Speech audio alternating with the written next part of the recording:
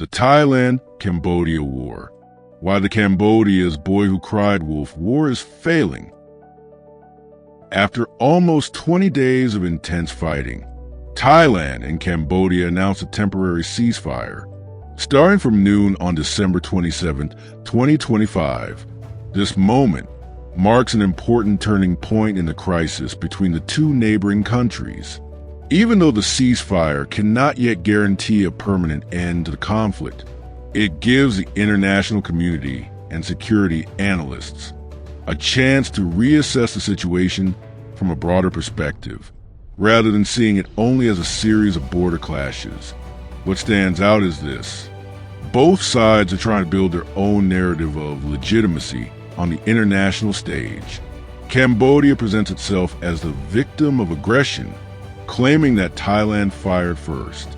Meanwhile, Thailand insists that its military actions fall under its legitimate right of self-defense under international law, especially when Thai airstrikes were extended into Cambodian territory against targets described as security threats. However, when we observe the reaction of the international community, it appears that Cambodia has not received the strong level of support or sympathy it expected. At the same time, Thailand has not faced the level of diplomatic pressure seen in many past border disputes around the world. So the questions arise: why is the world not turning against Thailand, as Cambodia seemed to expect? And why is Cambodia's boy who cried wolf style diplomacy losing much of its power? The heart of this conflict lies in how international law and global politics are interpreted. Cambodia tells the world that Thailand initiated military aggression, and therefore Cambodia is the victim.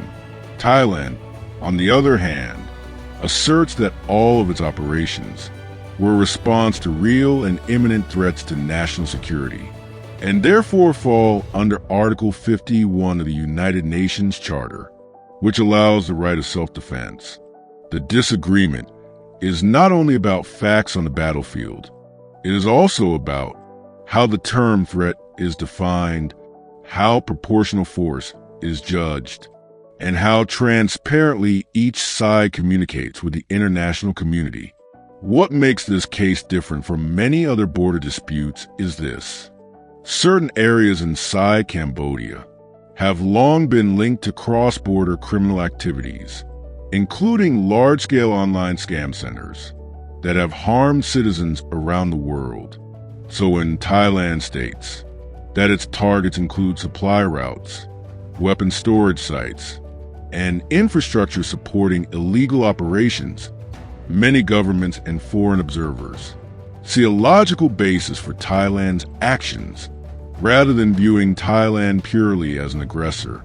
Legally, debate may still continue, but in terms of global perception, the atmosphere seems to lean toward not placing Thailand in the role of the primary villain. One of the most striking developments is the reaction or lack thereof from international organizations and major powers. The United Nations, key economic partners, and regional allies have largely chosen a stance of watching quietly, rather than openly condemning Thailand or demanding unilateral restraint. This silence sends a message. It suggests that, first, many countries are uncertain about the credibility of Cambodia's accusations, partly due to past concerns about transparency. Second, Cambodia's association with cross-border criminal networks weakens the emotional impact of its appeals for sympathy. Third, Thailand is widely seen as an important strategic partner in economics, security, and regional stability. So this silence should not be interpreted as indifference. Rather, it may be seen as choosing sides without saying out loud. In this conflict, the online world has become a second battlefield.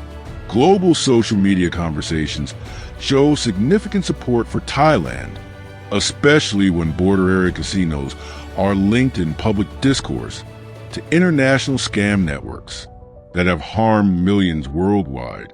For many people around the globe, Thai strikes were not viewed as attacks on innocent civilian areas, but rather as actions against infrastructure that supports transnational crime.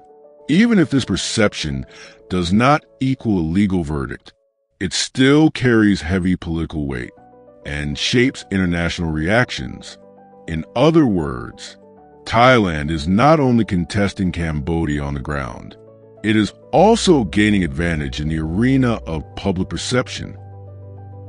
Here, the phrase, "boy who cried wolf," does not imply deliberate falsehood. Instead, it refers to frequent appeals for sympathy without sufficient improvement in transparency or trust-building behavior. Over recent years, Cambodia has often been associated with loosely regulated economic zones, cybercrime networks, forced labor and trafficking, and entrenched patronage systems. These perceptions have caused the world to ask, is Cambodia truly being harmed, or is it using diplomatic theater to shield its own internal issues? When appeals for sympathy repeat, while transparency does not improve, trust capital declines. So in this crisis, Cambodia's complaints have not created the shockwave they once might have. The world has become increasingly accustomed to the same narrative. In previous disputes, Thailand has sometimes faced strong international criticism, but this time, the climate feels different.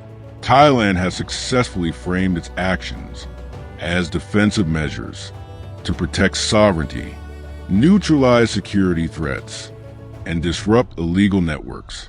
The ceasefire after 20 days of conflict also projects an image of restraint and readiness to balance diplomacy with defense. This means Thailand is not widely seen as war-hungry or expansionist. This crisis also affects wider regional security. It touches ASEAN cooperation, cross-border economic systems, and the strategic interests of major powers.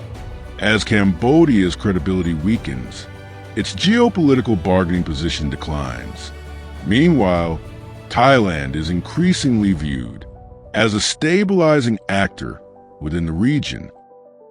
For Thailand, the key lessons are maintaining transparency, staying within international legal frameworks, and pairing military action with proactive diplomacy. For Cambodia, restoring credibility requires genuine reform, reducing the influence of illegal networks, and moving beyond appeal-based diplomacy. If not, its boy who cried wolf diplomacy will continue to lose effectiveness. After 20 days of fighting, Thailand is not experiencing severe diplomatic isolation. Cambodia, meanwhile, is not receiving the international backing it expected. Online sentiment globally tends to sympathize with Thailand, while Cambodia's image faces growing structural doubt. So it may be said that the world is not surrounding Thailand. Instead, it increasingly appears that Cambodia is facing diplomatic and moral isolation. The reason lies in declining international trust, caused by unresolved internal issues and a reliance on sympathy-based diplomacy that no longer works as it once did. Yet, lasting peace will still depend on restraint, bilateral negotiations, and ASEAN cooperation, because Thailand and Cambodia remain neighbors who must share the same region for generations to come.